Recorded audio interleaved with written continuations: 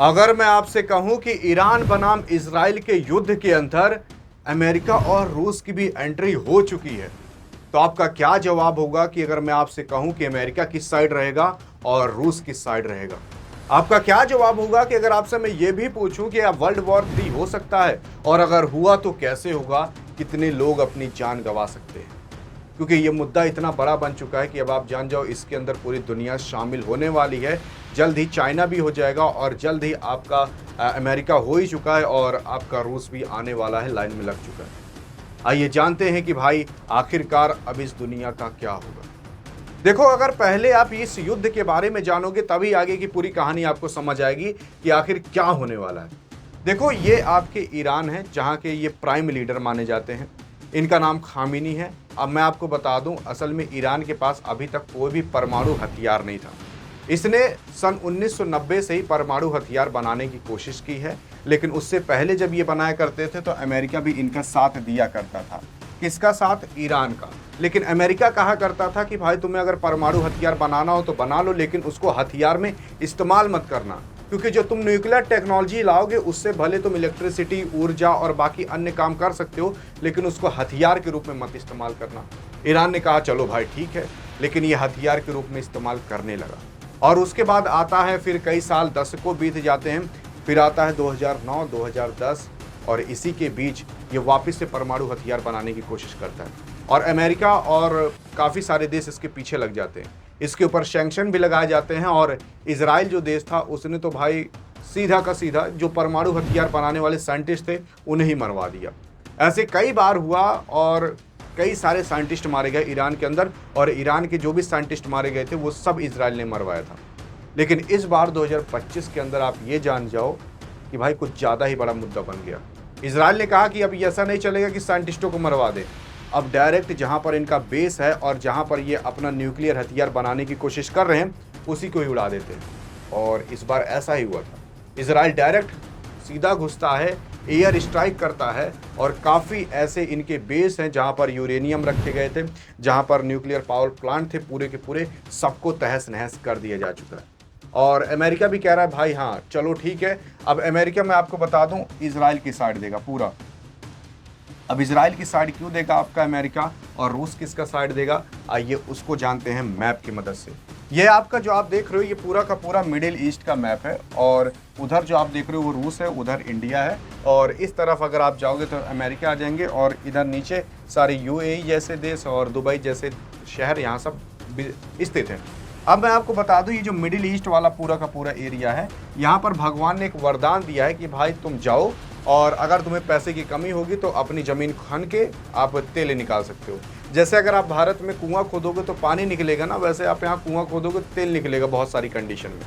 अब यहाँ पर ये लोग कुआं खोदकर तेल निकालकर, जिसे हम क्रूड ऑयल कहते हैं, कच्चा तेल कहते हैं, उसी को बेच बेच कर ये पैसा कमाते हैं।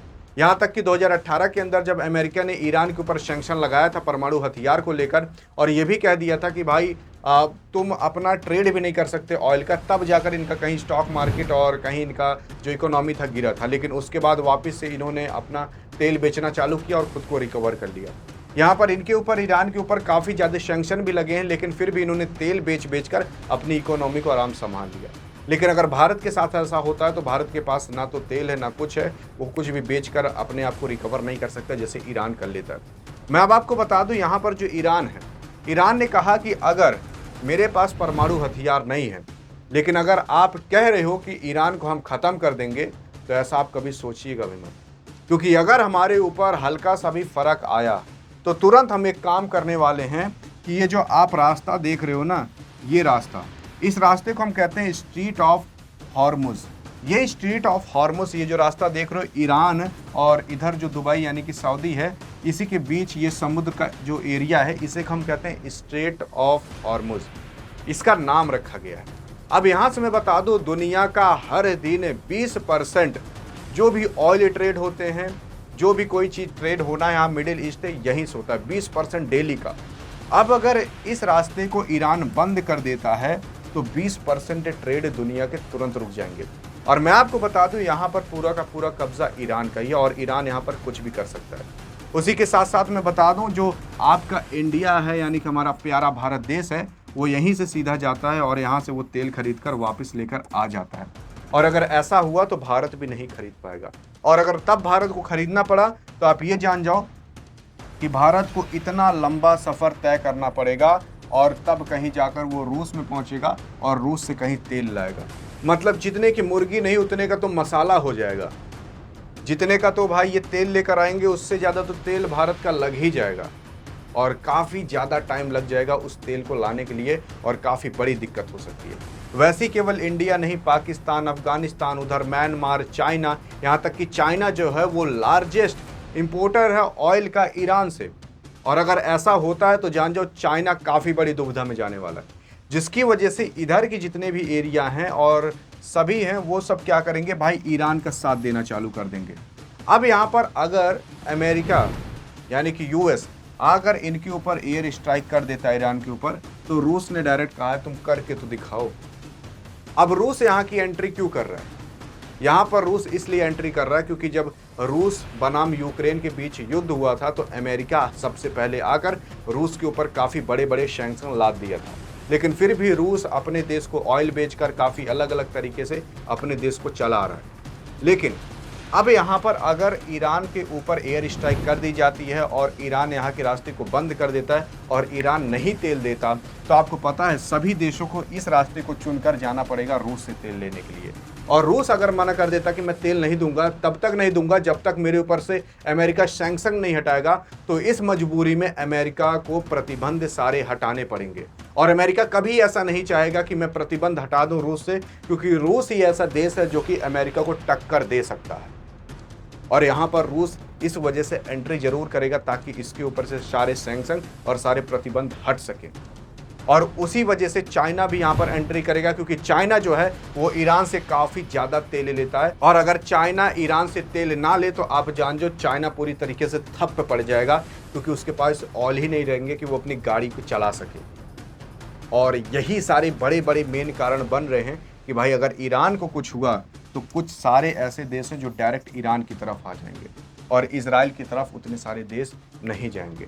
अब यहाँ पर डायरेक्टली जब अमेरिका आ रहा है तो अमेरिका इसीलिए कोशिश कर रहा है कि कैसे भी करके हम ईरान को समझा ले जाएं, कुछ हमें करना ना पड़े, क्योंकि अगर हम कुछ किए तो डायरेक्ट रूस आ जाएगा और यहाँ पर ईरान इस रास्ते को बंद कर देगा, और तब सभी को रूस से तेल खरीदना पड़ेगा और तब रूस से हमें सैंक्शन हटाना पड़ेगा। इस वजह से अमेरिका इसमें एंट्री कर रहा है और सोच रहा है कि भाई कैसे भी करके ईरान समझ जाए और ये युद्ध थोड़ा बहुत मतलब इनके पक्ष में जा सके। देखो यहाँ पर जो अमेरिका है ना, वो एक दलाल की तरह काम करता है। जैसे कि जब इंडिया पाकिस्तान का वॉर हुआ था उसमें उसको कुछ उतना मिलने वाला नहीं था, इसी वजह से उसने कहा कि भाई इंडिया पाकिस्तान का वॉर ख़त्म करो, सीज़ फायर करा दो।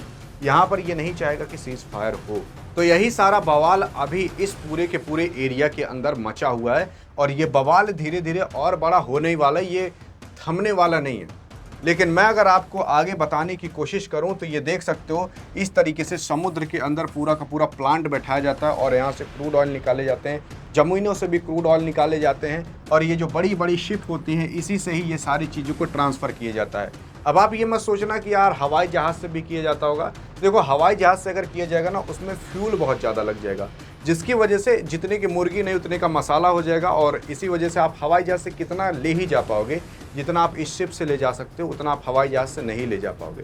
इसी वजह से इस शिप का इस्तेमाल किया जाता है, और अगर वो समुद्री एरिया को बंद कर दिया तो जान जो कोई शिप आ जा नहीं पाएगी और काफ़ी ज़्यादा बवाल मच जाएगा। यहाँ पर जो अमेरिका कह रहा है कि भाई ईरान समझ जाओ, अगर ज़्यादा दिक्कत हुई तो हम तुरंत तुम्हारे ऊपर एयर स्ट्राइक कर देंगे ताकि तुम पूरी तरीके से शांत हो जाओ। यहाँ पर अमेरिका पूरी तरीके से चाहेगा कि ईरान यार एक बार शांत हो जाए, क्योंकि अगर ईरान शांत नहीं हुआ ना तो अमेरिका को फिर दिक्कत होने लगेगी, क्योंकि अगर ईरान वो एरिया को बंद कर दिया, हर्मुज़ वाला एरिया जो समुद्री का एरिया है, तो ट्रेड पूरी तरीके से रुक जाएगा, और तब भारत को काफ़ी अलग अलग देश को रूस से ही तेल खरीदना पड़ेगा, और तब रूस से सैंक्शन हटाना पड़ेगा अगर रूस कह दिया तो।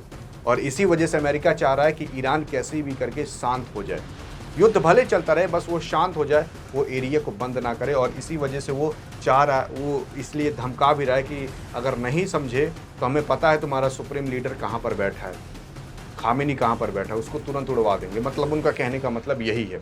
और अब तो ईरान और इजराइल के बीच पूरी तरीके से युद्ध चालू हो गया है और अब तो ये भी कहा जा रहा है कि भाई परमाणु हथियार का भी इस्तेमाल किया जा सकता है। देखो, परमाणु हथियार का इस्तेमाल ऐसे कभी भी ऐरे गहरे नत्थु खैरे कोई करते नहीं है और परमाणु हथियार का इस्तेमाल होगा भी नहीं।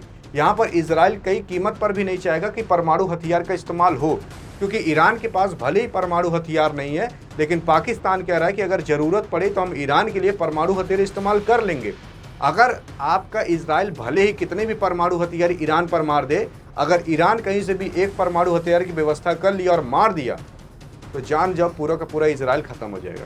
इजराइल इतना छोटा देश है, भले उसके पास पावर बहुत ज़्यादा है, लेकिन वो इतना छोटा देश है कि अगर एक भी, जैसे आप यही सोच लो कि एक छोटा सा बच्चा है, बस उसके हाथ में गन है तो उसके पास पावर ज़्यादा होगी, लेकिन गलती से भी अगर सामने वाले बड़े आदमी की एक घुसा लग गया तो पूरी तरीके से ख़त्म हो जाएगा।